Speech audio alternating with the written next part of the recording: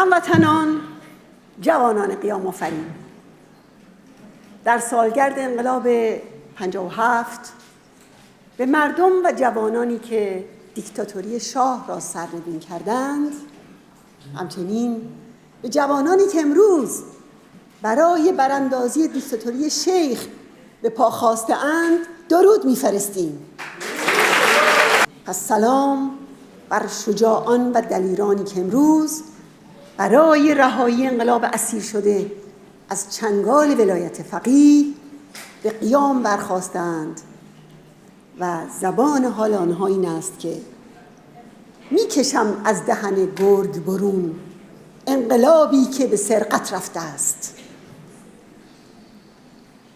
یاد زنان و مردان پیشتازی گرامی باد که از بینش و عزم و فداکاری آنها آن بهمن بزرگ به وجود آمد. به حنیف نژاد و سعید محسن و اصغر بدیزادگان و احمدزاده و پویان و جزنی هزاران هزار درود. جوانان قیام آفرین و برانداز، دختران و پسران شجاع ایران، شما در قیام دیما برچیدن بساط حکومت آخوندها را آغاز کردید و این یک آغاز فرخنده است. خامنه‌ای و سپاه پاسداران او همه راه‌ها و روزنه‌ها رو به روی شما بسته بودند، اما اراده شما بر آنها پیروز شد. بنابراین به استمرار قیام‌ها یقین داشته باشید. این جنبش از رنج‌های شما و خون‌های یاران شما ساخته شده است. این جنبش از خون دل 10 میلیون ایرانی ساخته شده است. این جنبش توقف نخواهد کرد، زیرا شرایط به وجود آورنده اون همچنان به قوت خود باقی است.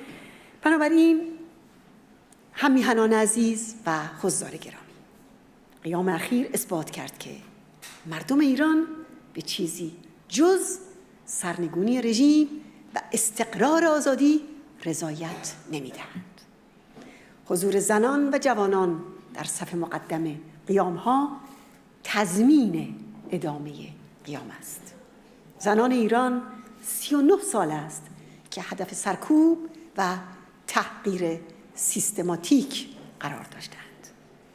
تحمیل حجاب اجباری و تحمیل انواع ستم‌ها و آزارهای طاقت فرسا باعث شده که زنان ایران بیشترین انگیزه رو در مبارزه برای به زیر کشیدن این رژیم داشته باشند. اونها در برابر انواع سرکوب و حجاب اجباری و اجبارهای دیگه هیچ وقت تسلیم نشدند. از نخستین روزهای حاکمیت خمینی زنان مجاهد به مخالفت با حجاب اجباری برخاستند و در تظاهرات اعتراضی خواهرانشون در تهران فعالانه حضور یافتند. میخواهم بر خواستهایی که 2 هفته پیش در جلسات شورای اروپا گفتم تاکید کنم. خواسته هایی که اونجا تاکید کردم این بود که آزادی فوری زندانیان قیام، آزادی بیان و اجتماعات، لغو سرکوب و حجاب اجباری زنان. آری، ما همیشه گفته ایم و تکرار میکنیم که نه دین اجباری، نه اجبار دینی، نه حجاب اجباری و نه حکومت اجباری. و حالا زمان پایان دادن به همه این اجبار هاست. مردم و قیام کنندگان ایران تصمیم گرفتند یک جمهوری بر اساس آزادی و دموکراسی برپا کنند. تصمیم گرفتند ولایت فقیه را سرنگون کنند. تصمیم گرفتند قانون اساسی ولایت فقیه را دور بیاندازند و یک قانون اساسی بر اساس آزادی، برابری و دموکراسی جایگزینان کنند. تصمیم گرفتند سپاه پاسداران و بسیج ضد مردمی را واژگون کنند. می‌خواهند به جای برنامه‌های اتمی و سایر برنامه‌های تسلیحات کشتار جمعی، آموزش، درمان، ورزش، تأمین اجتماعی، رفاه و معیشت و اقتصاد کشور را شکوفا کنند. این نقش مسیر ماست و قدم اول آن سرنگونی تام و تمام رژیم ولایت فقیه است.